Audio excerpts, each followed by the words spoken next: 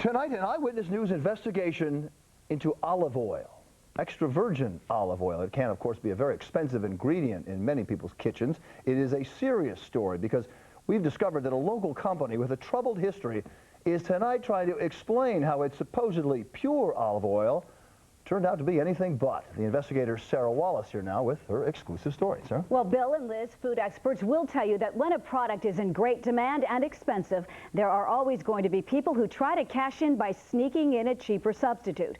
We received an inside tip that we should check the olive oil being sold nationwide by a major New York-based company. That tip turned out to be on the money.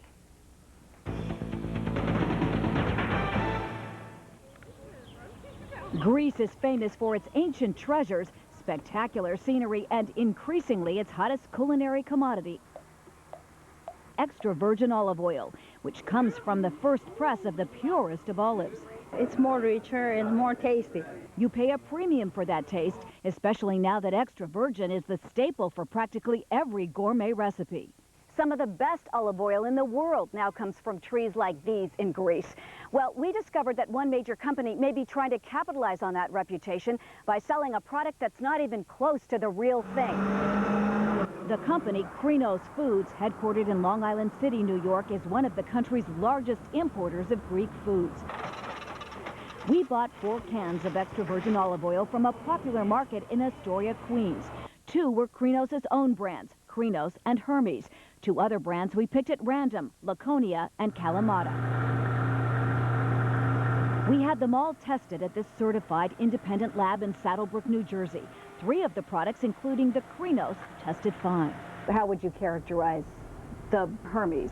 Well, it appeared as if it was at least 50% adulterated. Meaning some other inferior oil is substituted. Someone's obviously made a conscious effort to cheapen this particular product. I would think that it's very characteristic of a soy oil or a canola oil. Just to make sure, we tested another can of Hermes Extra Virgin and a lesser grade, Hermes Pomace Oil. Again, not 100% the real thing. My guess is if I tested 10, I would find 10 adulterated of that particular labeled product. This isn't the first time Krinos has had a problem with adulterated olive oil. In 1997, the federal government seized several hundred cases of oil labeled pomace that was actually sunflower oil. Krinos agreed to relabel it.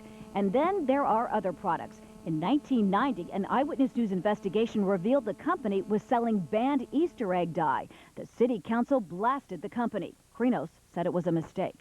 If you believe that, you believe in little green fairies. The truth is that this company has a very bad history. A history that includes a feta cheese scandal that landed the then president of Krinos, John Moshkalitis, in federal prison for 2 years in 1988.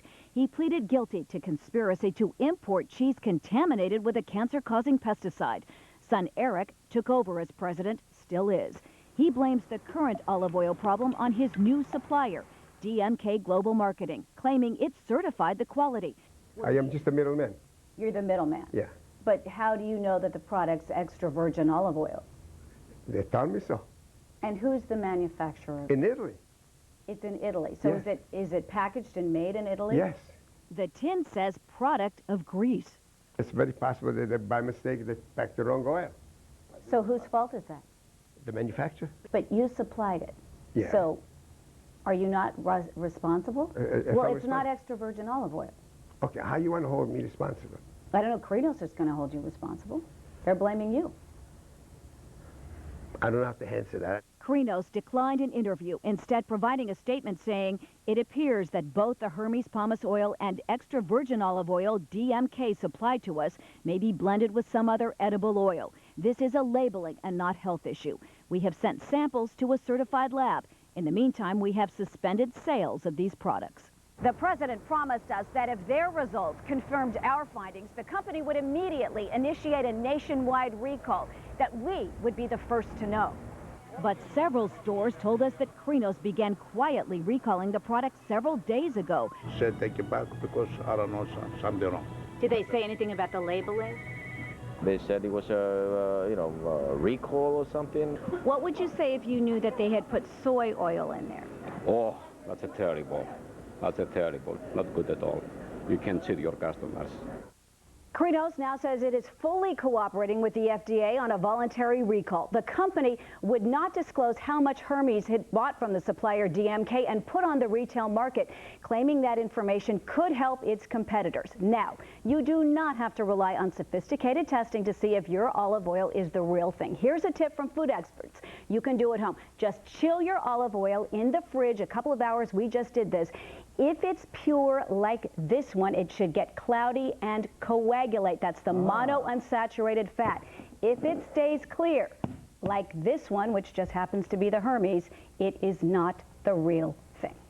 Wow, that's a good test. fascinating. I thought that was when it went bad. But I know, no, that's what everybody thinks. Oh gosh, it gets cloudy, it gets those little not globules. true. It's the in it. opposite. It's absolutely. And you were saying get the olive oil out of the kitchen cabinet, put it in the fridge. Everybody keeps it in the kitchen cabinet. It reacts to light and heat. Put it in your fridge, any oil, and after 6 months, get rid of it if it's opened.